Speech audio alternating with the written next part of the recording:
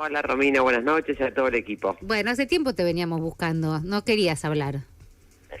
Era momento de pedir modificaciones en el proyecto de ley que venía de diputados. Una vez logrado, está bueno hablar. ¿Y qué fue lo que pasó? ¿Cómo hace? De verdad, ayúdame en esta, porque estamos tratando de explicarle a la gente primero por qué es tan importante el impacto que va a tener el gobierno diciendo que sin esta ley no puede hacer absolutamente nada, pero pasaron 6 meses y la gestión sigue su rumbo. Sí, comparto con vos que también es cierto que no es que una ley por sí sola, sobre todo con los problemas estructurales que tiene la Argentina, va a refundar la nación y en 24 horas todo esto va a ser maravilloso. Es importante que el Poder Ejecutivo tenga las leyes, sobre todo la de paquete fiscal, que marcan el rumbo que quieren imponerle, me parece que bien, pero la verdad que no es que el gobierno no tiene herramientas, tiene un DNU muy vigente, tiene el poder de toda la administración pública, de hecho, ha realizado cosas. Después podemos discutir si estamos de acuerdo o no, pero en el marco de la administración lo hacen y es responsabilidad de ellos, con lo cual comparto con vos que hacen cosas más allá de la ley. Ahora, ¿por qué estamos dando vuelta? Recién contaba, ¿no? Gente que lo escucha, no puedo hablar más de la ley base, no puedo escuchar más la ley base. Digo, ¿por qué la dilación? ¿Por qué fue tan difícil? Todavía no podemos hablar de un acuerdo, ¿no? Digamos, todavía no podemos hablar de que hay ley. Pero ¿por qué se hizo tan difícil? El gobierno empezó con teorías conspirativas diciendo que en realidad no querían que llegara el 25 de mayo con la ley bajo el brazo para no poder hacer el pacto del 25, que finalmente no se hizo. Digo, ¿qué pasó? ¿Cómo explicamos esto? Porque la verdad que hay una parte, no sé si del país en vilo, porque me parece que eso es más una cosa de consumo interno de los medios, pero estamos todo el día viendo qué pasa. Digo, hace meses, desde el día que Milei dio ese discurso de espaldas al Congreso hablando de esta ley, hasta hoy pasó mucho tiempo. Lo que supone es que el gobierno decidió ir por una estrategia que era una ley con millones de temas que son complejos, que desde una reforma administrativa, monotributo, ganancias, un régimen de grandes inversiones, un blanqueo, una moratoria, una reforma laboral. La verdad es que son temas muy complejos, que son muy grandes y que más requieren una conversación como permanente. Entonces, yo creo que el tiempo no tiene que no es culpa, si querés, de un Congreso, sino de, en todo caso, la decisión del gobierno. A mí me hubiese preocupado que el Congreso hubiese aprobado una ley de estas características con el diálogo que supone en un mes. A mí me hubiese preocupado, que es lo mismo que cuando vino para Senado, había la postura de algunos que, bueno, ya se tratan de diputados, ¿por qué se la están demorando? ¿Por qué lleva 2 semanas? Porque la verdad que si yo, mi responsabilidad como senadora, si voy a legislar con un régimen de grandes inversiones que va a durar los próximos 30 años, si estamos hablando supuestamente de ley base que viene a refundar con él en la Argentina, lo mínimo que se pretende de un legislador es que se lo tome con seriedad y que la mire y que plantee y que discuta y que pida mejoras y que sapemos cuál es el impacto. Me parece que el tiempo no es tanto producto del trabajo de los legisladores, sino de la estrategia que tomó el gobierno mandar una ley con estas características. Ahora, digo, uno habla con los libertarios, en on, en off, digamos, con algunos de los que puede hablar, particularmente con senadores en este último tiempo, y estaban molestos, te diría, por la dinámica de lo que fueron las audiencias, diciendo esto solo busca dilatar los tiempos, digamos, no había algunas que eran, digo, cuando les presentaron el cronograma de audiencia, estaban convencidos de que había algunas que no movían el amperímetro para la decisión que pudiesen tomar. La verdad que no me parece que esté mal que uno pueda escuchar a los sectores. Yo aprendí un montón en el proceso, si yo hubiera aprobado o rechazado incluso. De hecho, si la ley venía como estaba desde la media sanción, la verdad que yo sentía que había cosas que no podía levantar la mano. En el camino nos reunimos con la industria minera, nos reunimos con gente de monotributo, nos reunimos con gente del CONICET, con la ciencia y tecnología. Después puede gustarte más la dinámica de si son muchos o no, esa es la dinámica del Congreso. Y creo que en definitiva el tiempo que transcurrió permitió que el gobierno entendiera que había algunas cosas que tenía que modificar, porque si no la ley no iba a poder avanzar. Así que si la mirás a la fecha de hoy, que tienen un dictamen, uno podría decir, bueno, ese proceso de varios días te permitió seguir conversando a ver cómo se podía mejorar la ley en función de lo que los senadores opositores se planteaban. Senadora, ¿cómo le va? Agustín Álvarez Rey la saluda. Bien. Lustó ayer definió que los cambios eran cosméticos, ¿no? Que no había cambio de fondo y por eso mantenía su rechazo y iba a presentar su propio dictamen. Dijo, ¿qué la convenció de los cambios? ¿Cuáles son los cambios que usted dice, che, bueno, ahora que cambiaron esto, voy a acompañar? Primero yo acompañé en disidencia, es decir, que hay cambios que no se realizaron. Yo hice algunos pedidos muy puntuales, no hice la misma cantidad de propuestas que había el senador que hizo el senador Lustó. En algunos compartíamos lo que estábamos diciendo, en otros no, o él pedía más. Yo planteé 3 grandes temas. Uno que tenía que ver con el blanqueo, ¿no? Blanquean hermanos de funcionarios, podían blanquear, en vez de sanción, ¿no? Podían blanquear personas funcionarios públicos de los últimos 5 años, y yo pedía mínimo 10. Yo pedí que no blanquearan testaferros o que no blanquearan extranjeros. Bueno, eso sigue estando, por eso es que firmo disidencia. Después planteé que no se puedan eliminar organismos como el INTA, el INSI, la CONAE, el Banco de Datos Genéticos, y que además a mí no me servía que me dijeran que no iban a eliminar o disolver, por ejemplo, el CONICET, porque uno sabe perfectamente que si los organismos de ciencia y tecnología vos los desfinanciás, es decir, le dejás la cáscara y no le das funciones, no le das misiones, no le das el presupuesto, todo el conocimiento adquirido y acumulado en esas áreas muere, va a foja cero. Entonces, bueno, y por último, planteé algo que para mí era central, que era el RIGI, ¿no? Este régimen de grandes inversiones, que uno puede entender que es importante que un país las tenga, que tenés que darle mecanismos de certidumbre, tenés que darles incentivos para que vengan acá y no a Chile. Es algo lógico. Chile, México tienen estos esquemas. Lo que creía es que una cosa es que vengan estas inversiones y otra cosa es que en el camino la industria argentina, la pyme, la metalmecánica, muera. Ahora, y que ellos estas 3 cosas fueron modificadas. Fueron modificadas todas, no, siguen blanqueando algunas personas que yo creo que no deberían poder blanquear, como las que sumaron el blanqueo a los últimos 2 blanqueos. Por eso es que firmo en disidencia. Guadalupe, ¿cómo estás? Guido Carelli te saluda. Hola, Guido. ¿No puede ser que también haya incidido la presión pública de Mauricio Macri, por ejemplo, que el 22 de mayo le pidió a todos los senadores del PRO que apoyen la ley, más allá de que, por supuesto, todo el mundo sabe, vos sos muy cercana a Horacio Rodríguez Larreta, pero bueno, el presidente del partido, el flamante presidente del partido que vos integrás, pidió que acompañaran? A mí personalmente no me ejerció presión, a mí me ejerce presión actuar según lo que creo que es ser responsable como senadora. Y ser senadora de la oposición significa que si yo hay algo que creo que debería hacer mejor, lo tengo que decir en voz alta. Para mí es irresponsable ser un senador de la oposición y votar a libro cerrado sin emitir sonidos, y creo que el RIGI, como estaba planteado, no era bueno para la industria local. Y tan así es mi planteo que finalmente lo cambiaron. Con lo cual yo hoy me siento conforme con este planteo. Hice un planteo donde el Servicio Meteorológico Nacional no va a ser eliminado. Entonces, para mí, la presión que yo tengo es esta. Yo permanentemente estoy siempre para el mismo lugar. Yo no me cambié de lugar en la conversación. Para mí antes el matrimonio igualitario estaba bien y ahora también. Para mí antes hacer escuelas estaba bien y ahora también. Para mí antes agredir, ridiculizar al que piensa distinto, ningunearlo, estaba mal y ahora también. Yo no cambio mis convicciones, depende de quién gobierna. Ahora, vos decís, votar a libro cerrado siendo oposición es irresponsable. Sin embargo, muchos ejercieron esa irresponsabilidad. Cada uno tiene sus propios parámetros de cómo quiere actuar. Yo digo lo que a mí me parece, cómo me gusta actuar a mí. Ahora vos decís, no cambio los parámetros. Macri, que en otro momento defendía tanto el republicanismo, ¿ha cambiado esos parámetros Macri o parte del PRO?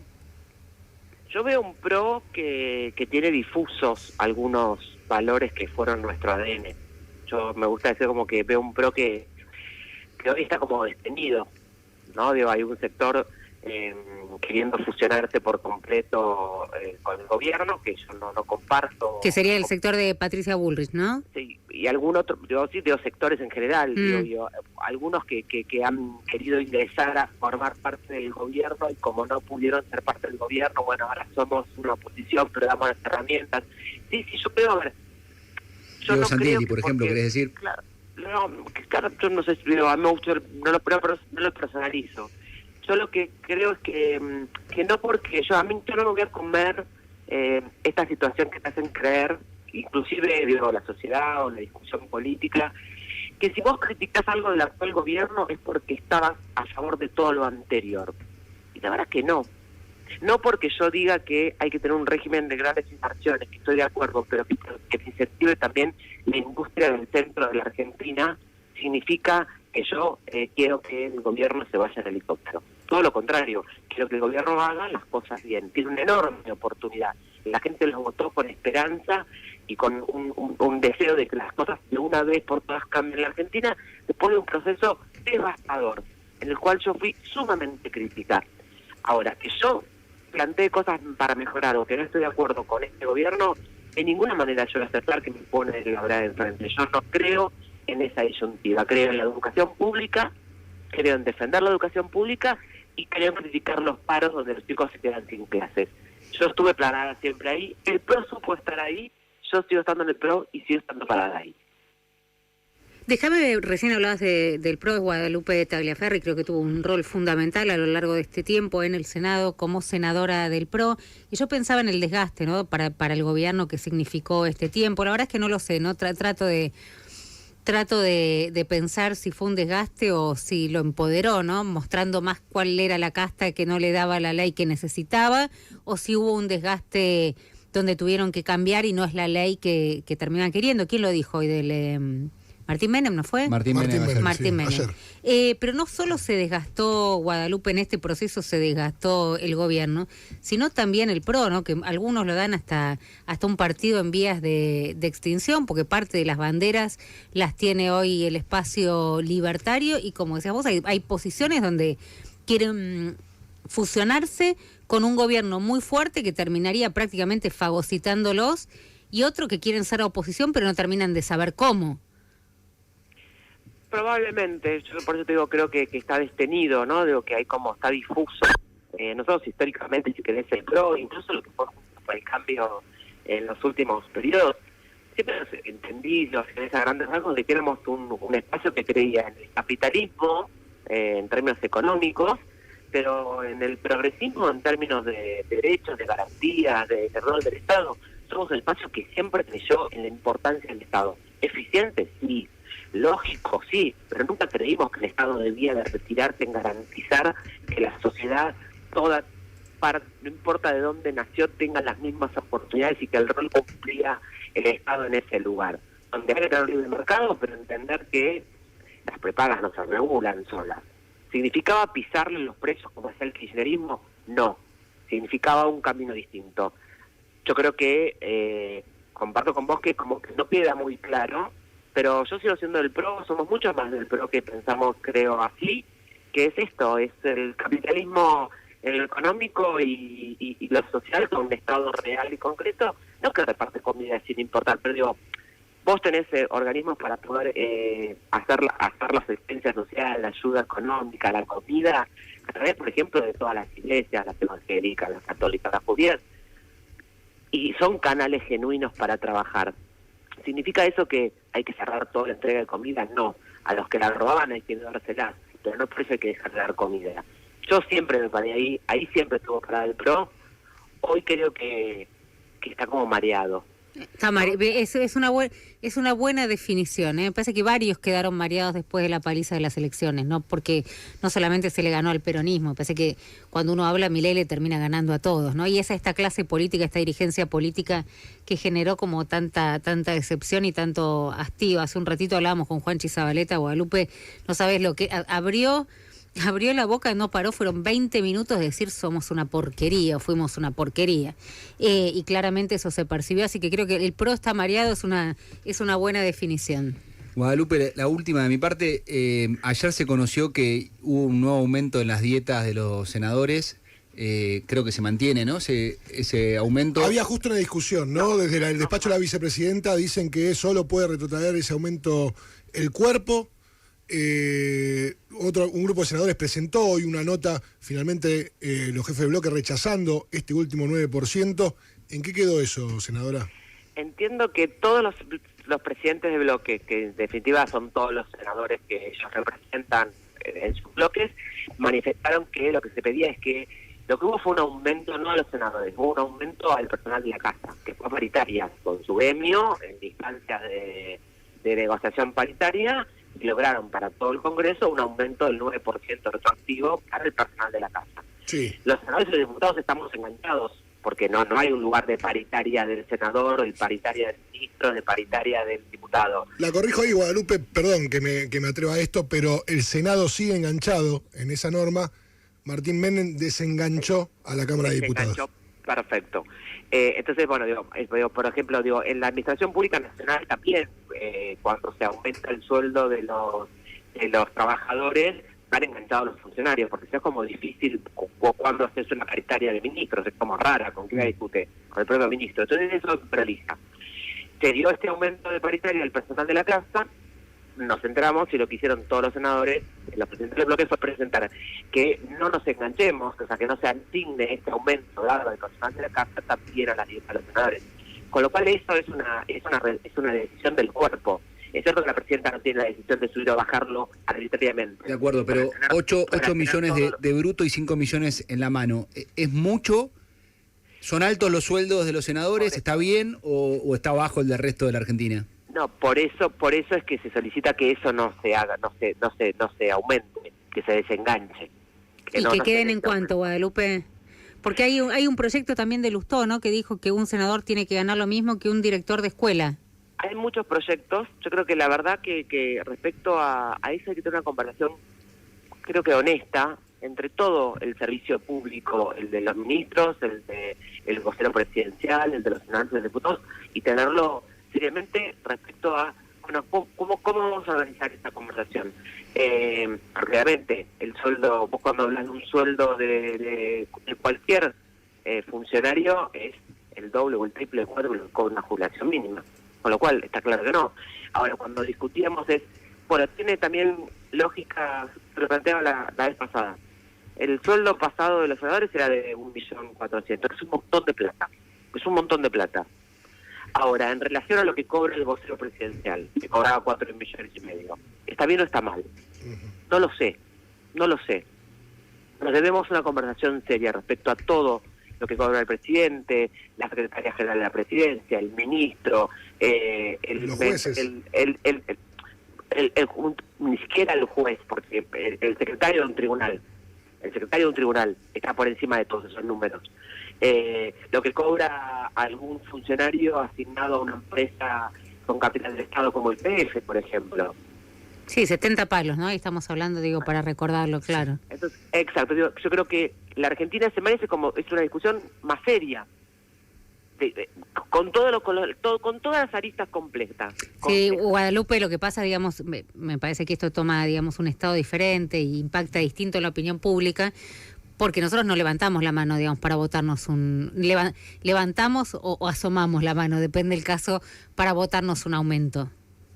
Digo, nosotros o cualquiera de los que laburen en relación de dependencia. Por eso, totalmente hay que hacer, como yo decía, por eso requiere una conversación, pero tampoco la hace el Poder Ejecutivo. Sí. Digo, ni siquiera levanta la mano, hace un decreto. Insisto, ¿está bien? No. ¿Está mal? Discutámoslo seriamente. Es que yo no sé ni por dónde empezar esa discusión, porque es lo que decía Guido, ¿en referencia a qué? ¿Es mucho, poco referencia a qué? ¿A lo que es la canasta básica? ¿A lo que gana un jubilado? ¿A qué? Pero no es lógico que un presidente gane menos que un juez. Tenés que ordenar eso. Vos tenés que ordenar. De algún modo tenés que ordenar. ¿Con responsabilidad? No lo sé, porque el juez no puede hacer ninguna otra cosa a lo largo de toda su vida, ni siquiera puede tener un ejercicio privado de la profesión. El presidente está 4 años y se puede ir. O sea, no lo sé. Sinceramente, creo que es una conversación que tiene un montón de aristas, cosas que están muy mal hoy, cosas que hay que mejorar, cosas que tenemos que empezar como a conversar. A mí también me parece que esté mal que un presidente cobre menos que un juez de la corte. Para ser que el juez de la corte no puede hacer otra cosa, nunca en su vida.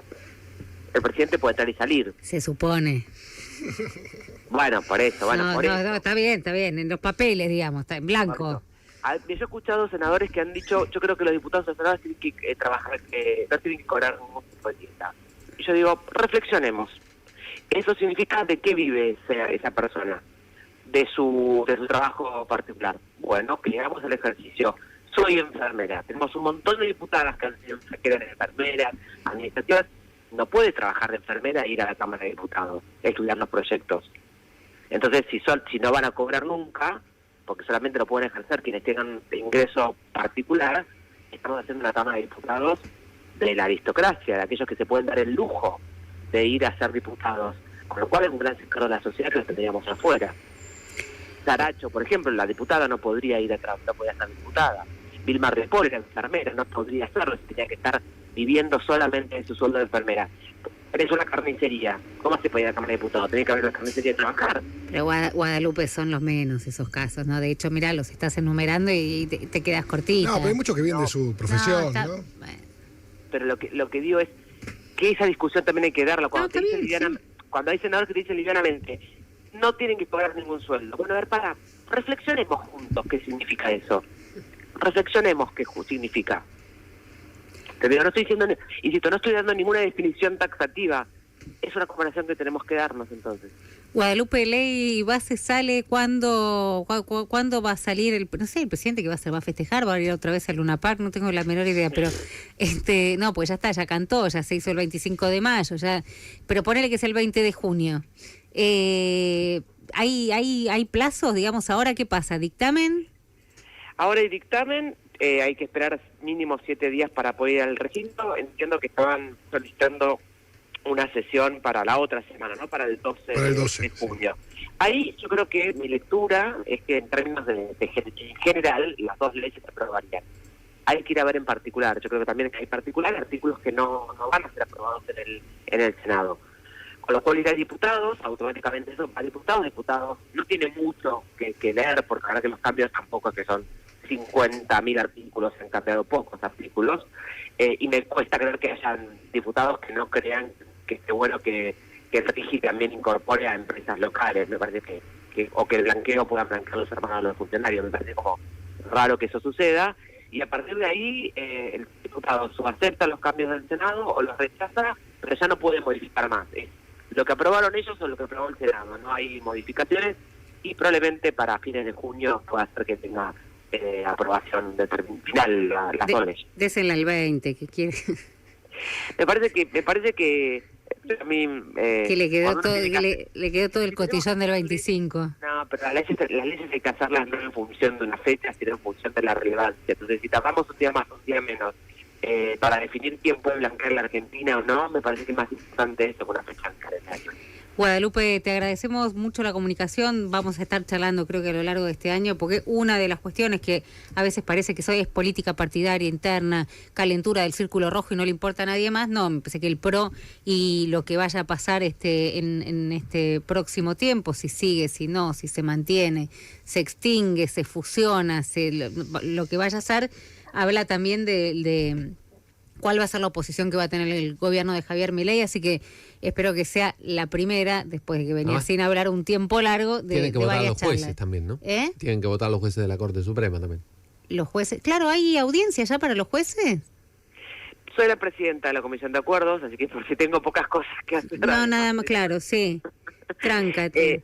No podemos hacer nada porque lo que sucedió es el presidente envió el mensaje. Y esto yo siempre lo explico como si fuese un correo. Bueno, el presidente mandó una carta al Senado, pero el Senado todavía no abrió, el correo está cerrado. Vamos a poder leer de esos mensajes recién cuando tengamos sesión. Cuando hay sesión, se leen esos mensajes y ahí sí inicia el proceso, que es fijar la fecha de audiencia y todo el proceso anterior, donde la ciudadanía puede presentar impugnaciones o adhesiones hasta el día de la audiencia de los dos candidatos. Te mandamos un abrazo enorme, Guadalupe.